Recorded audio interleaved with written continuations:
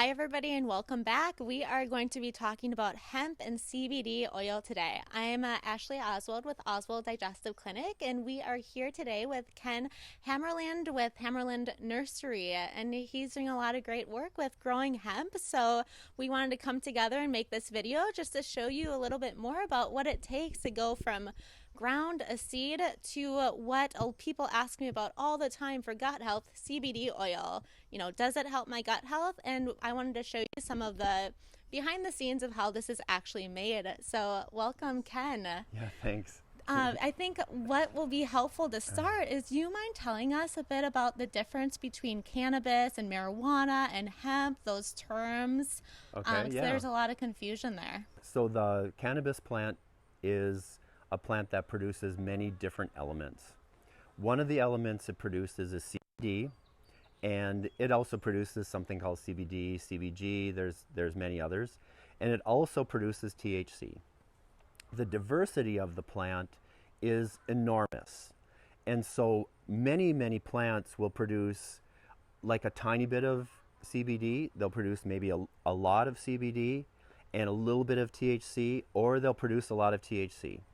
So when we have a plant that produces CBD, it's commonly called hemp. When we have a plant that produces primarily THC, it's called marijuana. So for the cannabis plant that produces the CBD, we'll look for plants that actually produce a high level of CBD, but a low or no THC. And that now is considered a hemp plant if it produces less than 0.3% THC. Got it. And so, for the readers who might not be familiar, can you tell us the difference between THC and CBD?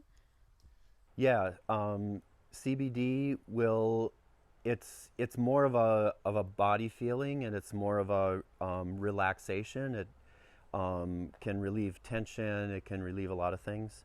The THC feels a little more heady. You might feel a little more cloudy. It might make you feel more happy and laughy and things like that. So that's one of the differences. Got it. So it's like cannabis is the overarching term, and then under it you have hemp. You have different plants that have different amounts of THC, CBD. And when people think of cannabis for kind of like getting high, those are the plants that are high in THC. But that's not what we have here. This is a Yeah, plant that's high in CBD, which is known for its anti-inflammatory benefits. Is that right? that's correct. Yeah, Great, yeah, you great. got it. So, do you mind telling us a bit about the history behind hemp, and why is it considered so taboo if it doesn't even have those properties that's causing those drug-like effects? Yeah, I think the hemp plant got lumped together with the marijuana, um, and so way back, I don't know how far back. I mean, they say George Washington actually grew hemp on his farm, and so the hemp plant has been traditionally used for to make clothing. We made rope out of the hemp plant, and when the prohibition started on marijuana, it was difficult to distinguish between a hemp plant and a marijuana plant, so it all got lumped together and it all got made illegal all at the same time. Oh, okay. That explains a lot. Because we hear how sustainable this plant is and how much we can do with it, like making Hmm. the rope and making, kind of like plant medicines, like you Yeah, are doing here with the CBD oil. yeah, So I would love to hear more about, how do you grow a plant like this? How do you tend to it? How do you keep it healthy? yeah. So I actually learned how to grow hemp because the growing processes are very similar to tomatoes. So I'm originally a tomato grower, and the hemp plant tends to like a lot of nutrition. It can have very high nutrition. So I'm growing it in really kind of in a compost kind of mixture. It's a lot of different things that go into making the soil that I'm growing it in, but it will grow in almost any kind of soil. great. And that's something that you guys do at your nursery too, is they create nutrient-rich soil for that Hmm. they sell and then of course use on the farm. So you can see it here. And Yeah. I know something you're telling us about is when you're pruning the hemp plant here, you just leave the prunings on the soil. Is that right? Well, we'll take the weeds and stuff, um, and we'll leave all of that stuff, so it's kind of like all composting. And yeah, I will leave when I'm trimming it, I'll leave the leaves of the plant, and now they're decomposing. The nutrients that they have now are being released back in. And we also use like a microbe. So we use a microbe tea, and now those little microbes are converting that green matter, or they're converting the straw that we use back into um, food that the plants can easily take up. Right, right. And at our practice, we talk a lot about the importance of nutrient density of foods. And it really Hmm. starts with the soil and the quality of a soil that a Yeah. plant is growing in. Because with your tomatoes, as you know, you can have like the tomatoes from the store that have so little flavor, and then your Hmm. tomatoes that have so much flavor. And, you know, I'm sure soil quality is just a big component as to why that is. Yeah, the reason the soil quality is one of the things is when you are actually creating the fertility with the microbial life, which means you have to feed the soil, you have to feed it things for those microbes to actually live. And actually, how it works is the tiny little the bacteria, or sometimes they call it enzymes. They are like the smallest little tiny um, little beings, and they actually have a very fast life and death process. And so, as they are dying, they create nitrogen, natural nitrogen. But they also attract the next little size bigger of little bugs, and they eat the bacteria. So now you have the circle of life where it's the tiniest one. Now there's another little, little microbe that's living in the soil that comes to eat that, and then there's a bigger one and a bigger one and a bigger one until we get to birds, and we get to so it's really part of it's part of um, it's really part of us, those microbes that are living in the soil. And so if you feed the soil and you feed the microbes, and we all know that we have those bacterial microbes in us as well. So when we're eating something that's grown in soil that is, sometimes they call it organic, and um, you have a higher level of actual food quality in whatever thing that you're going to take and eat off of a plant, if it's a tomato, or if it's a bud from the cannabis plant. Absolutely. And all these bees. I haven't Oh had so yeah. many bees landing on me in a while. So can you Yeah. tell us a bit about what they're doing in this whole ecosystem with the hemp plant? Yeah, the bees will come, and they really like the cannabis flower, and so they will be pollinating the flower, and it's actually really healthy for the bees as well. It's a good food for bees. That's great. That's Yeah. great. And next, I would love to hear more about how do you take this and create it Mhm. into this lotion, which Mhm. I was just telling Ken prior to us starting to record that I actually had a client that used CBD lotion on. Mhm. He had a joint ache, and it Yeah. actually significantly helped the pain that he was having. Yeah. And then they also do, of course, the tincture of Mhm. CBD for individuals who want to try using it for inflammatory and other benefits. And Right. I created recently a live and another video on YouTube that talks about the research around CBD oil for gut health. So we'll link Uh-huh. everybody there. But do you mind telling us how do you go from plant to this? Yeah. So as the plant grows, it will start to produce a flower. And that flower, over a period about a month or so, will continue to grow and grow, and it'll produce the elements of the CBD within that flower bud. Then we will harvest that bud, and then it will get dried, and then after it's dried and cured, then from there it will go to being processed. So it's actually added to this particular one is coconut, and then there's a little carrier oil in it as well that helps the body absorb it quicker and easier. So basically, they're all blended together, and And so now you have the coconut is basically infused with the hemp, and so now those elements are able to be put into our bodies with the lotion.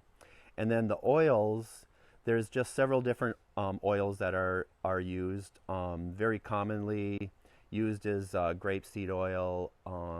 You can use olive oil, or a combination of them, or you can use coconut oil, and then some other carriers that help it go into your body.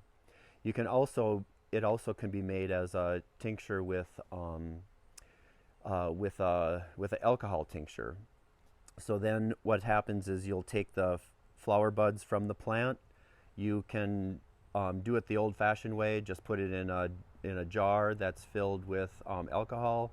After 2 weeks to a month, now all of those elements from um, the the cannabis bud now are absorbed into the alcohol, and now the alcohol can be easily absorbed into us and into our cells, which happen to have a receptor to accept cannabis. Isn't that amazing? And hmm so, what's the length of time to go from seed to having buds that you can create CBD oil from? Yeah, it'll take in Minnesota. It'll take a full summer. So we'll start planting the seeds in March or April, and we'll plant them inside, and then we'll grow the plant until it's maybe about anywhere from 6 inches to maybe a foot tall. And then if you're going to do it outside, then you can plant the plant outside in mid-June, and it will be ready to harvest in September. Inside of the greenhouse, it's the same thing because the plant follows the amount of sunlight. So our days are really long in Minnesota, which makes us a good place to produce hemp because the plants can grow and grow and grow on our long days. And then as our days become shorter, it triggers the plant, and the plant goes, oh, it's time to make some flower buds and make some seeds so I can reproduce again for the next year. So then as the daylight decreases, the plant decides to make flower buds. And then those flowers are what it takes. So if I think about it, we would start at the very latest, the beginning of April with seeds, and we are finished in September. Great. And so, a plant this size, about how many tinctures can you get from Wow, this it's a big of a good plant? question. It's actually going to depend on the amount of CBD actually into the flower bud. So some plants will produce maybe only 4 or 5% CBD, and then there's other plants that will produce 12%, maybe up to I don't know of many that will produce 20%. But so it's going to depend on the amount of CBD that the bud produces. Interesting. And then some people know this, but we've heard how hemp plants are a good chelator of kind of heavy metals and things from the soil, which is a hmm concern with some CBD products on the market. hmm Do you mind speaking a little bit to that and just the importance of knowing, for our listeners, knowing where hmm they're buying the CBD oil from? Yeah, so that's another thing. So when we test the plant, so once the bud is done, it's sent to an independent testing laboratory, and you actually ask for a heavy metal, what heavy metals are in the bud. So if your soil is clean, you'll have no heavy metals. Like my plants tested zero or below the detectable levels of heavy metals. And that's one thing to be said about or growing in an organic method or Yeah. growing with using the microbes in the natural soil. So you can have soils that do have a lot of heavy metals in it, and the plant will take some up.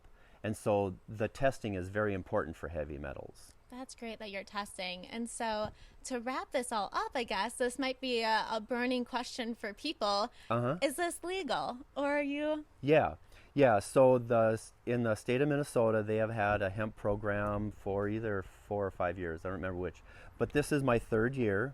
My first year, I didn't do all that well. It's kind of a practice with anybody growing something. My second year, I did pretty good. I produced plants that would produce up to about a pound on each plant. This year, I can see that I'm doing way better because my plants are bigger. they're healthier, and so I've learned a lot about growing this particular plant. So yeah, and so there's one of those little bees. The bees are loving Yeah, it. they really like they like your perfume It probably. hasn't bit me yet. No, I don't think they'll sting you. Oh. Yeah, we have actually a farmer that is has a beehive on the property. That's great. And Yeah. so basically, you have a permit. So you just submit for a permit through the state, and then it's Yes. legal for you to be able to produce CBD oil from these plants you're growing. Yeah, that's correct. That's how it works. So you would apply through the state of Minnesota, the Department of Agriculture, for a permit. With the permit, they do require a background check. So you do your background check, and then they will issue you a permit to grow. The state will come out then in the process. They could come out anytime they want to, but they will come out and then they will test your buds from your plant to make sure they're within the legal limit of THC. So it has to be below that 3%, and then you'll be able to use your plant.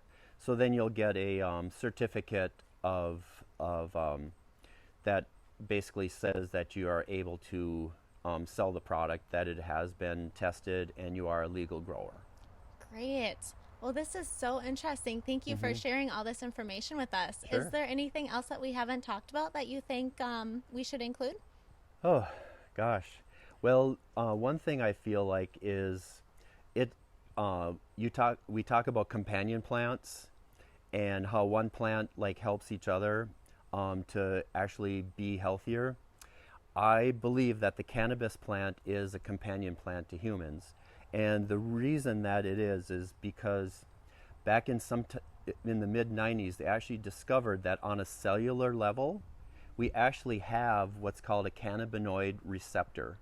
So this plant will produce medicinal qualities that our bodies will naturally receive through that receptor for healing. So I believe in the future that with the amount of different types of cannabis plants that can be produced, because the seed produces so many different individuals, it's like this will produce many different babies if you let it produce seed. But we're not producing seed, we're producing only the flower. But it has such a diversity, and I believe it's a companion plant for us humans and for our health. It'll be exciting to kind of see where this goes now that, you know, Yeah. farmers like you are open and able Yeah. to start growing it and creating products for people to use. And that's Yeah. kind of where research starts, right? It is, yep.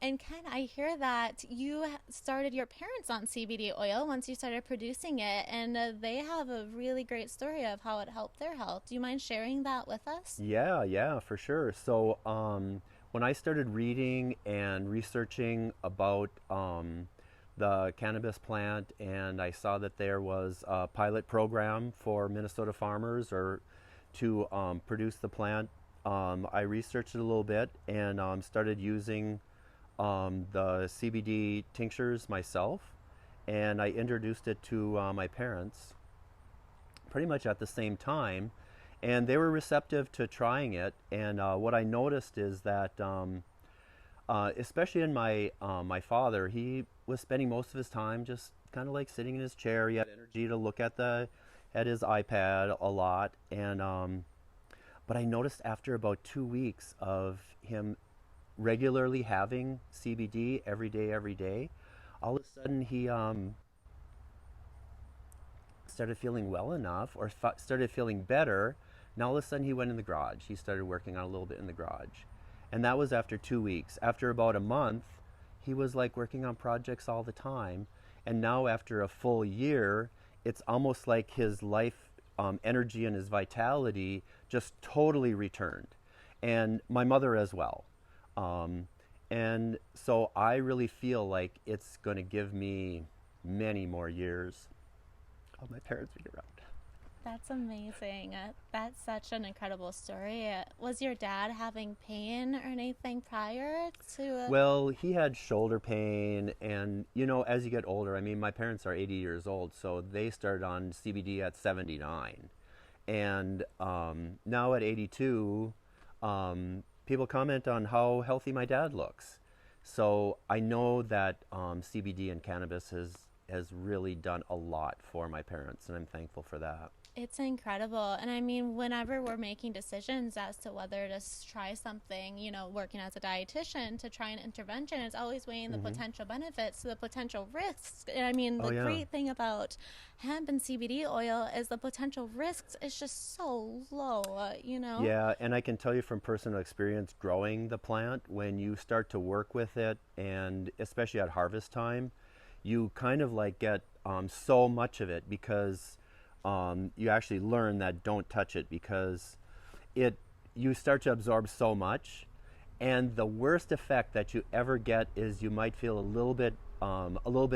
like sleepy, or you might get a little bit of a headache, but that's from an extreme amount, like an amount that you can't possibly even take. Like, But if you're a hemp grower and you don't use gloves, now you're touching it and it's absorbing into your system, and all of a sudden you go, this is a lot.